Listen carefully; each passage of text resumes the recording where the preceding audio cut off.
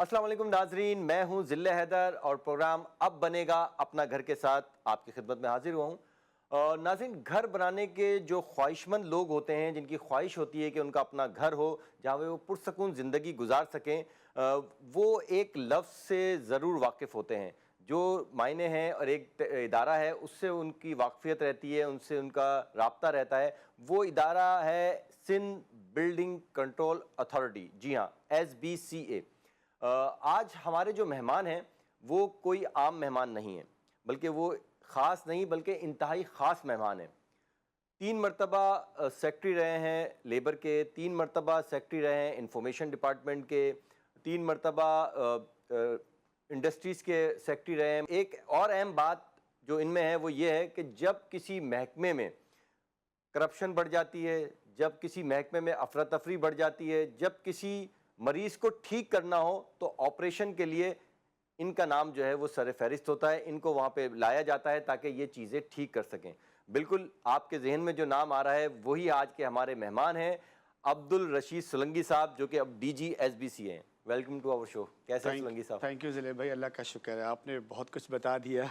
नहीं सोलंकी साहब, अब आपको एक इंतहाई अहम टास्क दिया गया है, वो है SBCA, Sindh building control authority. माजरत के साथ अगर मैं ये बहुत कहूँ कि आपके आने से पहले काफ़ी ये बदनाम था, लोग इस पर उंगलियाँ उठाते थे। झूठ या सच ये हमारी डिबेट का हिस्सा नहीं है, ना हमारे प्रोग्राम का हिस्सा है, लेकिन लोगों के काफ़ी एतराज़ात थे, तहफ़्फ़ुज़ात थे इस पर।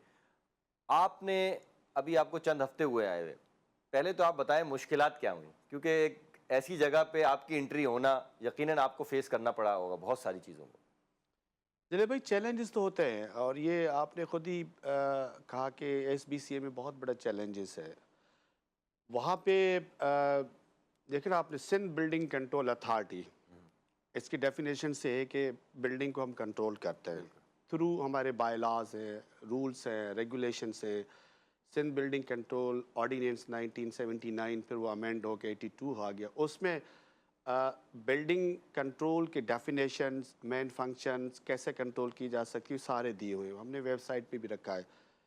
जिसमें मैं मोटा मोटा बता दूं कि इस इदारे का मकसद और ऑब्जेक्टिव यही है कि जो इलीगल कंस्ट्रक्शंस हो रही हैं कराची में, पूरे सिंध में, उनको कंट्रोल करे और इलीगल एंड अनऑथोराइज कंस्ट्रक्शन को एरेडिकेट करे, कंट्रोल करे, उसको फ्लरिश ना होने दे, डिस्करेज करे, डिसमेंटल करे, डिमोलिश करे। और जो बिल्डिंग प्लान्स होते हैं, जब भी कोई बिल्डर, जो हमारा बायलॉज है सेक्शन 6 ऑफ द SBCO 1979 का सब रूल 1 का ये कहता है कि no any building can be constructed without the approved building plan from SBCA। It's a very clear section 6(1) में कि कोई घर, कोई बिल्डिंग कमर्शियल या रेजिडेंशियल नहीं बन सकती जब तक कि उनको बिल्डिंग प्लान अप्रूव्ड ना हो बिल्डिंग कंट्रोल अथॉरिटी के साथ।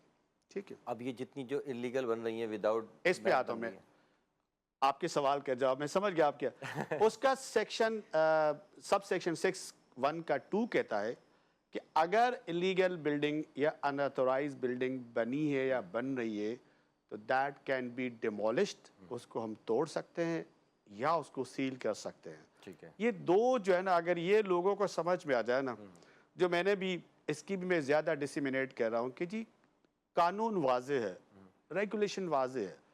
वेबसाइट देखें, मैं फिर से कहता हूँ, सिंध बिल्डिंग कंट्रोल ऑर्डिनेंस 1979 का सेक्शन 6, उसका सब सेक्शन 1 और 2 देखें, सबको समझ में आ जाएगा कि 6(1) के तहत कोई बिल्डिंग बगैर NOC के, अप्रूवल बिल्डिंग के नहीं बन सकती। 2 ये कहता है अगर बनी है, वायलेशन की है, तो वो सील भी हो सकती है, वो डिमोलिश भी हो सकती है।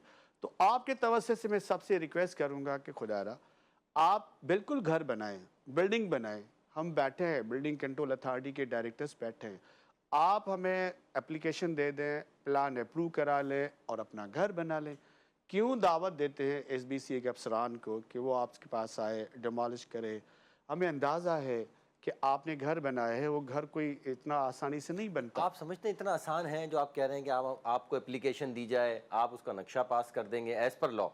इतना आसान है? बहुत आसान, बहुत आसान है, बहुत आसान लोग कहते हैं कि हमारी चप्पलें घिस जाती हैं कि जब तक हम एक सिस्टम के दायरे में ना आए हम लीगली काम भी एसबीसीए में नहीं करा सकते। ये मैं पुरानी बात बता रहा हूँ, आपको आए हुए अभी मुझे इसका नहीं पता, लेकिन आपने भी ये बात सुनी होगी क्योंकि ज़ाहिर बात है आप शहर कराची के रहने वाले हैं और यहाँ पे ही आपने अच्छी पोस्ट गुजारी है कि एक नक्शा रेजिडेंस, हाई राइज का नहीं, रेजिडेंस का पास कराने के लिए भी महीनों लग जाते हैं। जब तक आप उनको कुछ दाना पानी ना दें ऑफिसर्स को, नक्शा पास नहीं होता। इसमें हकीकत है या नहीं? देखिए, एक तो जनरल कंप्लेंट्स हैं। जी जी। ठीक है, जनरल कंप्लेंट्स वो हर महकमे के लिए होती है, हर अफसर के लिए होती है। हमारे पास 2019 में चीफ मिनिस्टर साहब ने वन विंडो सेल इस्टेब्लिश किया था। ओके। ठीक है, और वो टोटली ऑनलाइन है, ऑटोमेटेड है। वर्ल्ड बैंक के असिस्टेंट के साथ जब ये ease of doing business reforms introduce हुए थे ना 2018-19 में, वन विंडो सेल जो है वो इस्टेब्लिश किया गया था। Now still is working? Still is working. अच्छा, उस वन विंडो सोल्यूशन में ये था कि आपने ऑनलाइन अपना जो रिक्वेस्ट है परमिशन का, प्लान का, वो ऑनलाइन आपने सबमिट करना है। आपको जैसे नादरा का एक पूरा प्रिंट मिलता है ना, वो स्कैन शुदा आपको प्रिंट मिलता है, डेट टाइम सब कुछ उसमें आ जाता है। और फिर हमारा वो सिस्टम है कि अगर वो लैंड केडीए की है या केएमसी की है या डीसी लीज है, तो वो हमारा पोर्टल बना हुआ है। उसी अफसर का काम है कि उसी लैंड ओनिंग एजेंसीज को थ्रू पोर्टल वो फॉरवर्ड करता है। 2 से 3-4 दिन में उससे वेरिफिकेशन होता है, टाइटल वेरीफाई करते हैं, डॉक्यूमेंट वेरीफाई करते हैं कि ये इन्हीं के नाम पर है और कोई गलत काम नहीं है या डुप्लीकेट नहीं है, जैसे वेरिफिकेशन प्रोसेस होता है। फिर जब हमारे पास उसी ऑनलाइन सिस्टम में वो आ जाते हैं आफ्टर वेरिफिकेशन, तो फिर वो पटअप होके चला जाता है कंसर्न डायरेक्टर टाउन प्लानिंग के पास। वो उसको चेक करता है, उसकी फ़ीस वगैरह होती है जिसके ज़रिए हम केबीसी ऑफिशियल होती है। और फिर वो उस डीजी से आने से पहले एडिशनल डायरेक्टर जनरल प्रोजेक्ट्स होता है, जो टेक्निकल लोग होते हैं, वो पुटअप करता है कि ये केस जो है ना, this is complete in all respect, इसकी ऑफिशियल प्रेस क्लास फीस इतनी बनती है, और डीजी को भेज देता है और डीजी जो है ना उसको अप्रूव करके फिर डीजी इशू नहीं करता, एडीजी इशू नहीं करता, डायरेक्ट इशू नहीं करता, वो थ्रू उसी ऑनलाइन पे चला जाता है जहाँ से वो इनिशिएट हुआ था।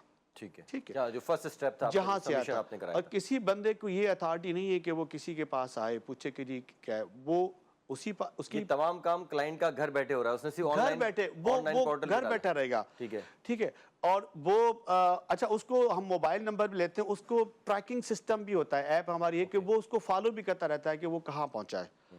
ये पहले 45 दिन का पीरियड होता था, अब हमने इनको मुझसे पहले जो इसका मेन ऑब्जेक्टिव था वो कट होके 15 दिन में हो गया है। अच्छा। तो विद इन 15 डेज जितनी भी रेजिडेंशियल की परमिशन है ना, वो थ्रू ऑनलाइन अप्रूव होके उस बंदे को दी जाती है जो ओनर होता है।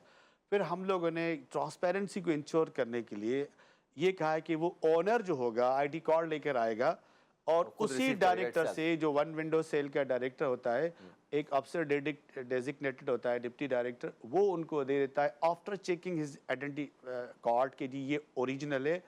ठीक है, अगर वो ओनर नहीं आता किसी और को तो भेज देता है, authority वो देगा। अथॉरिटी लेटर देता ठीक है। है। इसको इसलिए कट करते हैं क्योंकि मिडिल मैन ना आ जाए कि जी आपका काम मैंने ओके, कराया कोई है। एजेंट वगैरह बीच वो जो में आपके जहन में था ना कि इसको जूतियां घिस जाती हैं या कोई करप्शन का एलिमेंट है, वो हम खत्म करने के लिए, यस, यकीनन कहीं ना कहीं कोई स्लैकनेस होगी। सोलंकी साहब एक छोटा सा ब्रेक ले लें, बात है आपसे बहुत सारी करनी है। नाज़रीन एक छोटा सा कमर्शियल ब्रेक लेते हैं, वक्त कम है, मुकाबला सख्त है, क्योंकि बहुत मुश्किल से टाइम निकाल के सोलंकी साहब हमारे प्रोग्राम में आए, तो हम कोशिश करेंगे कि इनसे ज़्यादा सवाल करें और इनसे वो मालूमात हासिल करें जो आपके लिए फ़ायदेमंद हो। तो लेते हैं एक छोटा सा कमर्शियल ब्रेक।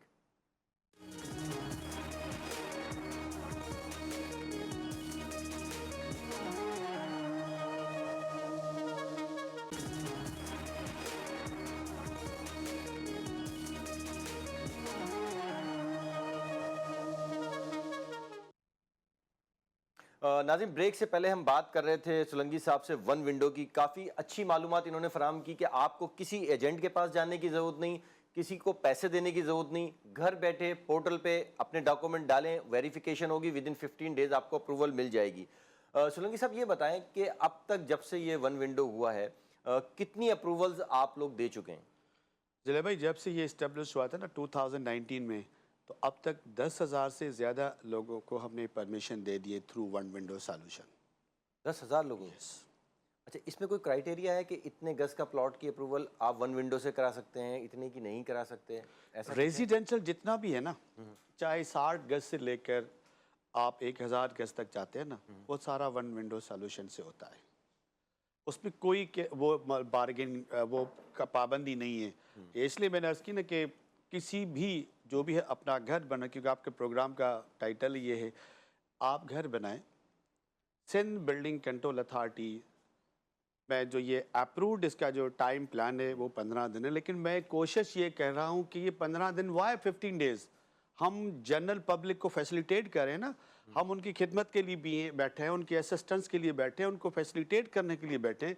मैंने अपनी टीम के साथ पिछले हफ्ते मैंने मीटिंग करके कहा था कि मैं इस 15 दिन को भी मज़ीद कम करना चाहता हूँ, और मैंने प्लान दिया है कि आप विद इन अ वीक कर लें।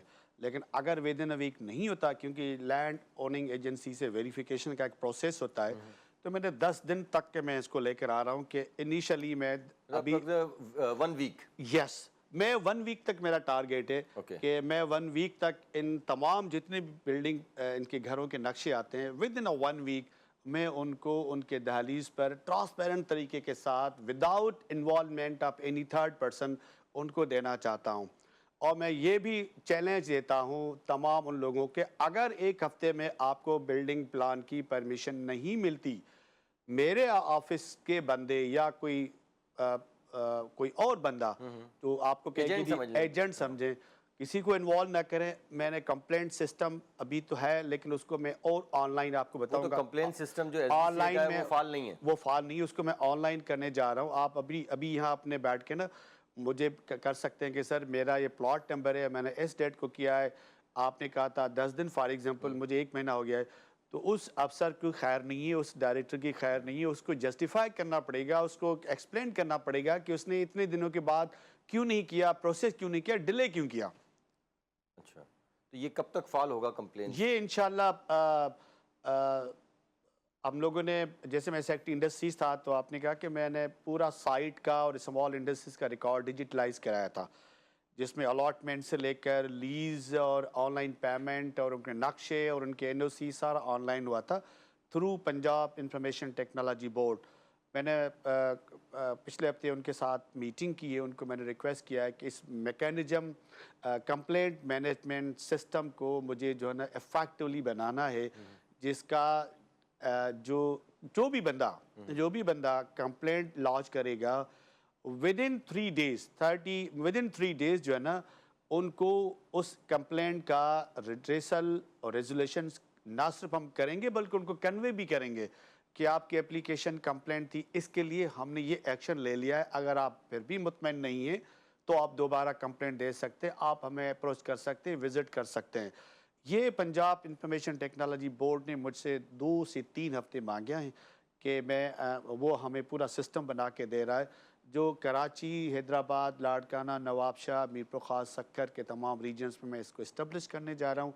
और लोगों को अपील होगी कि थ्रू उस कंप्लेंट मैकेनिज़्म मैनेजमेंट सिस्टम के ज़रिए घर बैठे ऑनलाइन जो हम ऐप लॉन्च करेंगे, उसके ज़रिए हमें बता दें कि किस एरिया में इलीगल कंस्ट्रक्शन हो रही है, किस एरिया में इलीगल एंड अनऑथराइज्ड कंस्ट्रक्शन हो रही है, या कौन सा मेरा अफसर अगर किसी को पता है कि ये इसकी किनायवन से ये हाई राइजिंग बिल्डिंग बन रही है, वो उसको भी पॉइंट आउट कर सकता है। या जिसको नक्शे, ऐसा तो नहीं कि आप लोग उसका नाम बता दें कि भाई फला ने कंप्लेन करी नहीं है। ऐसा नहीं, इसको या front पे तो नक्शा आना। नहीं मिल ना पास हो रहा, आपका जो 15 दिन का विजन है उसमें हमें इतना दिन हो गए, उसको हम एग्रेसिवली एड्रेस करेंगे।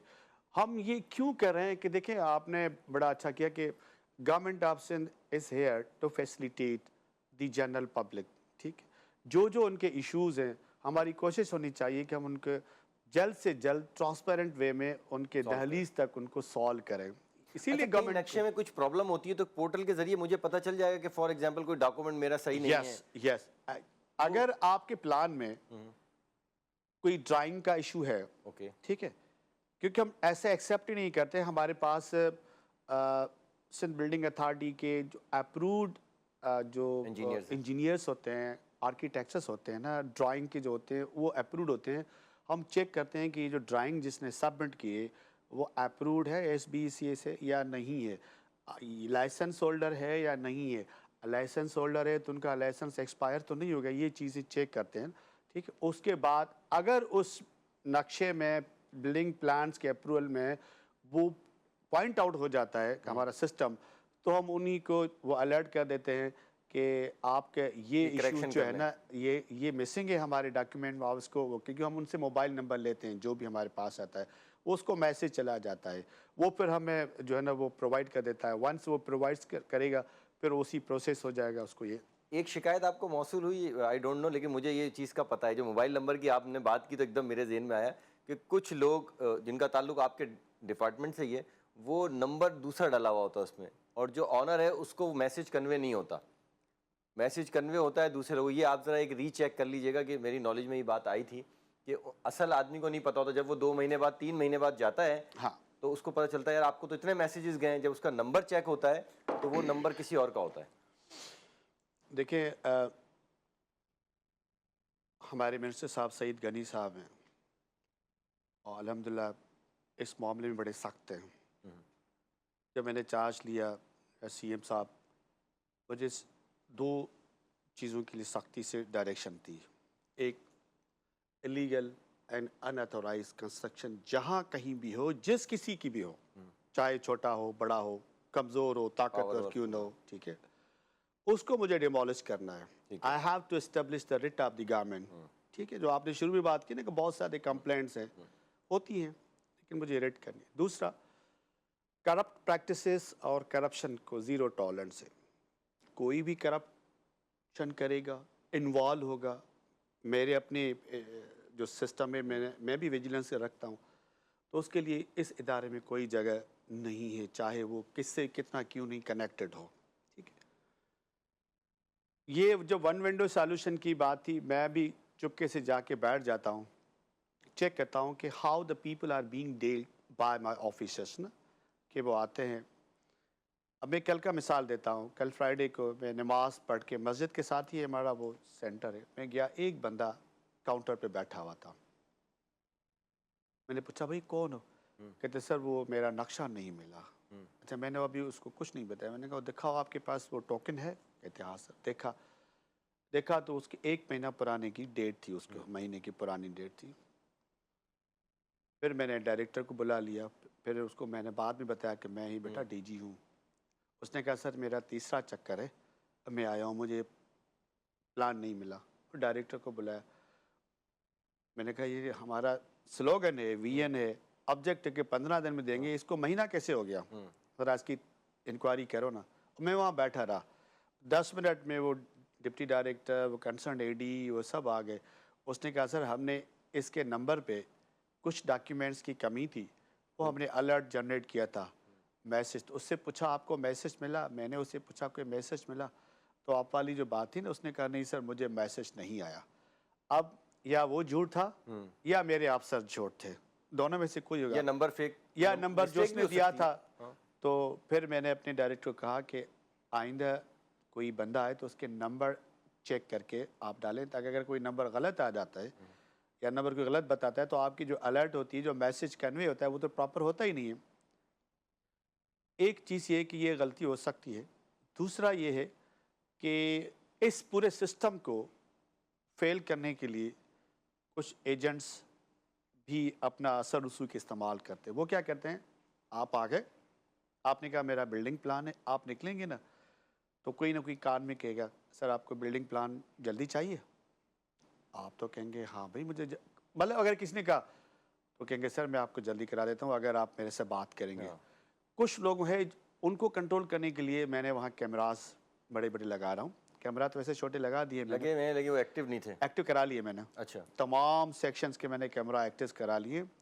मेरे बायोमेट्रिक सिस्टम पहले तो हम हफ्ते अपने से चैनल के थ्रू ये कह दें कि अब वो एजेंट जो हैं 2 नंबर वो होशियार हो आप जाएं, कह सकते हैं। अब DG साहब खुद देखेंगे। उनके लिए कोई जगह नहीं है, उनके लिए कोई जगह नहीं है, क्योंकि मैं लोगों को फैसिलिटेट करना चाहता हूँ ना।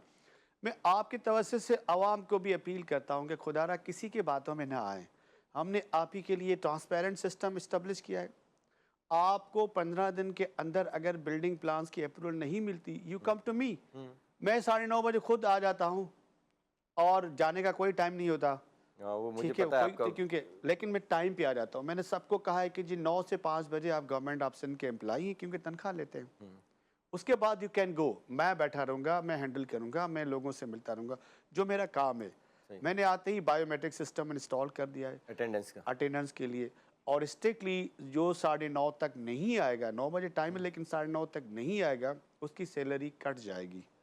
और मैंने रिटर्न में डायरेक्टर फाइनेंस और एडमिन को कहा है कि सैलरी उसकी रिलीज़ होगी जो आपको बायोमेट्रिक सिस्टम से वेरीफाई होकर चला जाएगा। और बैंकों को मैंने लेटर लिख दिया है कि अगर वो आ जाएगा आपको सिस्टम के ज़रिए तो सैलरी दें, नहीं तो नहीं। तो इससे लोगों ने आना शुरू कर दिया, लोग बैठना शुरू कर देते हैं। आहिस्ता आहिस्ता चीज़ें बेहतर होंगी। एग्जैक्टली। नाज़रीन, एक और कमर्शियल ब्रेक की तरफ मुझे जाना है, उसके बाद दोबारा हम डीजी साहब के पास आएंगे और अब जो हम उनसे सवाल करेंगे डेमोलिशन का करेंगे कि जो इलीगल तजावुज़ात का खात्मा किया जा रहा है, इनके आने के बाद ऑपरेशन उसमें तेज़ी आई है, तो उसमें क्या रुकावट हो रही है और आवाम से ये क्या रिक्वेस्ट करेंगे। तो लेते हैं एक छोटा सा कमर्शियल ब्रेक।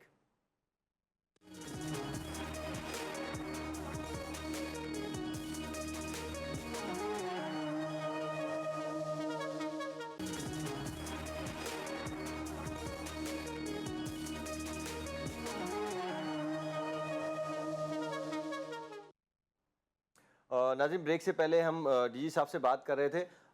सोलंकी साहब, ये बताएं कि इतना माशाल्लाह बड़ा खूबसूरत आपका ऑफिस है, ठंडा ऑफिस है आपका, लेकिन जब डेमोलिशन की बात आती है, तोड़ फोड़ की, गैर कानूनी तजावुज़ात की बात आती है, तो आप पहले डीजी हैं जिनको ऑन स्पॉट देखा जाता है। इसकी क्या वजह है? आपको अपने स्टाफ पे भरोसा नहीं है, आप हर चीज़ अपनी निगरानी में कराना चाहते हैं, या इसकी कोई और वजह है? देखिए, अगर इदारे का सरबराह पंक्चुअल होगा तो बाकी सारे लोग भी पंक्चुअल होंगे।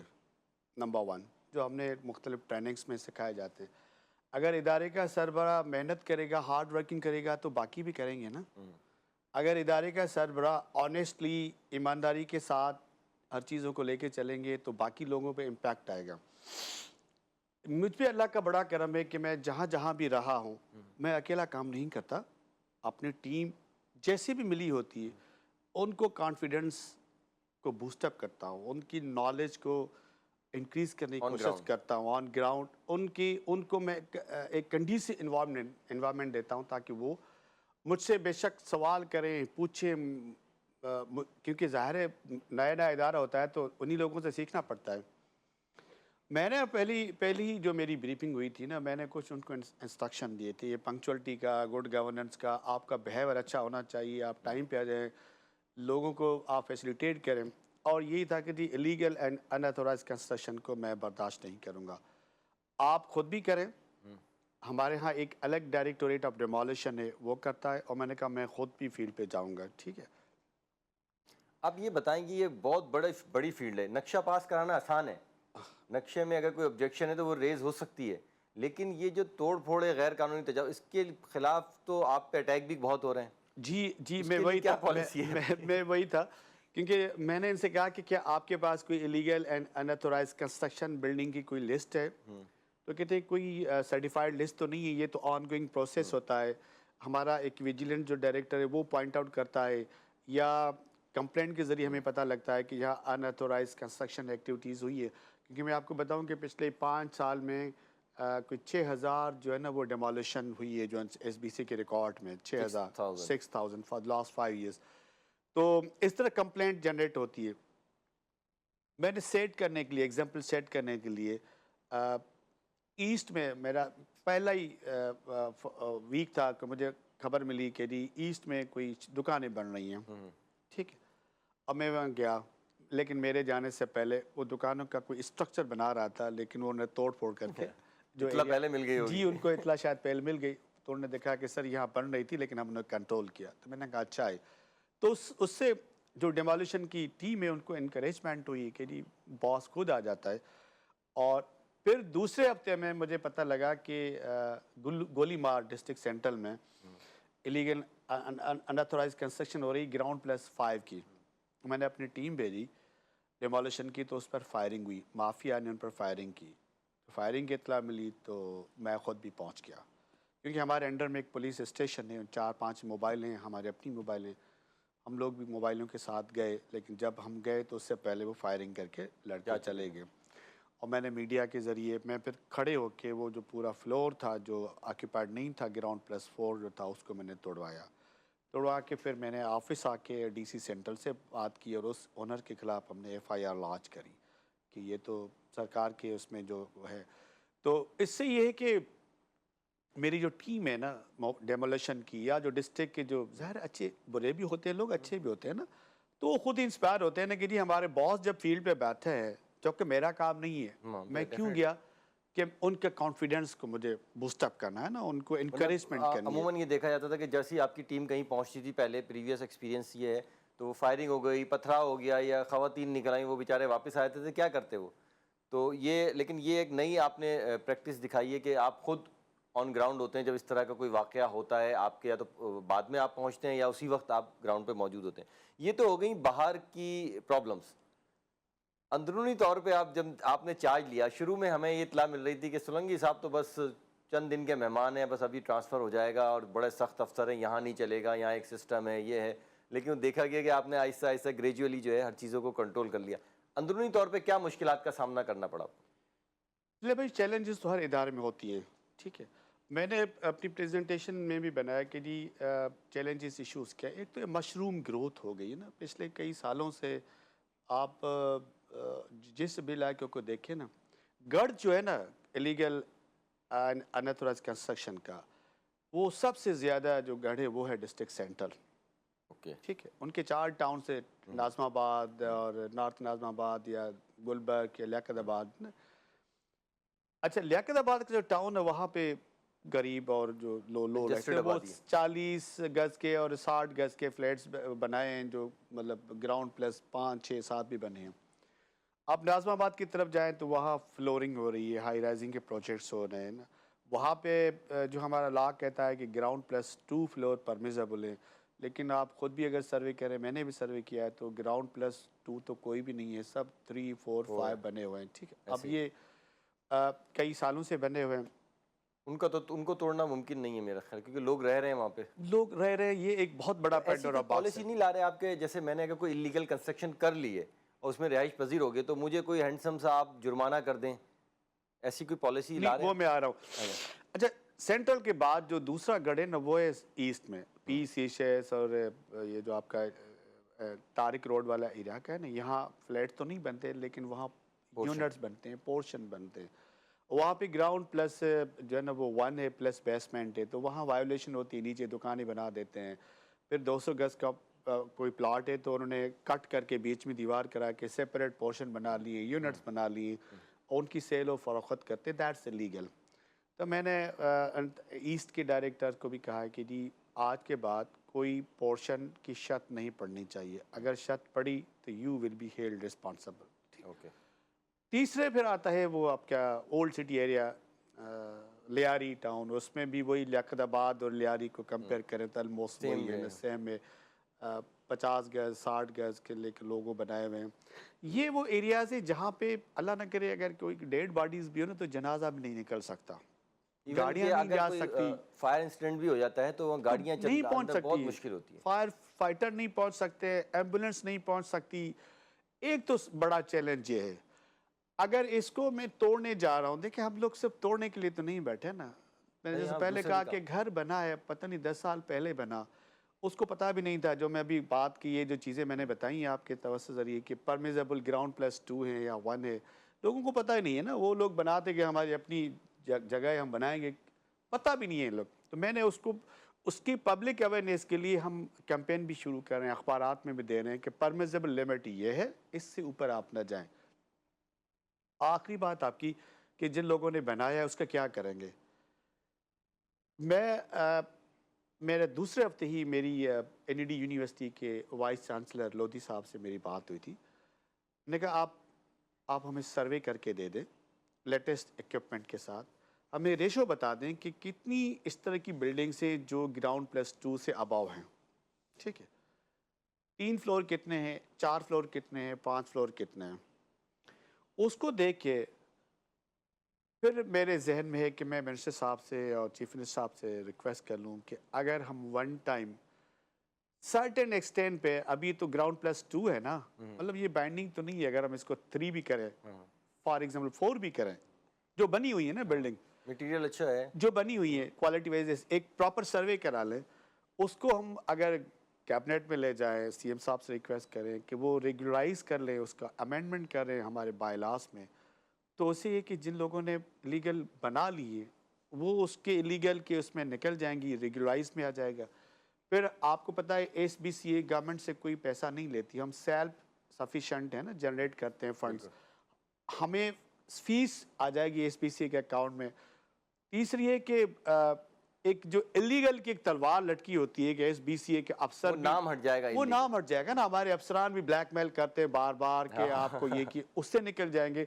तो देयर आर मल्टीपल एक पॉजिटिव साइंस हैं कि अगर हम इस पे काम करें जो मैं काम कर रहा हूँ, और फिर जब ये कंप्लीट हो जाएगी सर्वे तो फिर गवर्नमेंट के पास जाएंगे, उससे हम रिक्वेस्ट कर लेंगे, गाइडेंस ले लेंगे। अगर ये हमारे प्रपोजल पे मुत्तफिक हो गए तो एक शहर के लिए, सूबे के लिए अच्छी खुशखबरी मिलेगी। फिर हम ये इलीगलिटी थ्रेड से निकल जाएंगे, अनऑथोराइज कंस्ट्रक्शन से निकल जाएंगे, और हमारे अफसरान के ब्लैकमेलिंग से भी निकल जाएंगे। बहुत शुक्रिया सोलंकी साहब। नाज़रीन, डीजी एसबीसीए रशीद सोलंकी साहब हमारे साथ मौजूद थे। वक्त की कमी की वजह से हम इनसे बहुत सारे सवालात नहीं पूछ सके हैं। इंशाल्लाह कोशिश करेंगे कि अब इनके ऑफिस में जाके एक विज़िट करें, इनके डिपार्टमेंट का एक विज़िट करें, ताकि वहाँ पे हम चीज़ों की निशानदही कर सकें और ये भी हमें बता सकें कि आवाम की सहूलत के लिए इन्होंने वहाँ पे क्या किया है।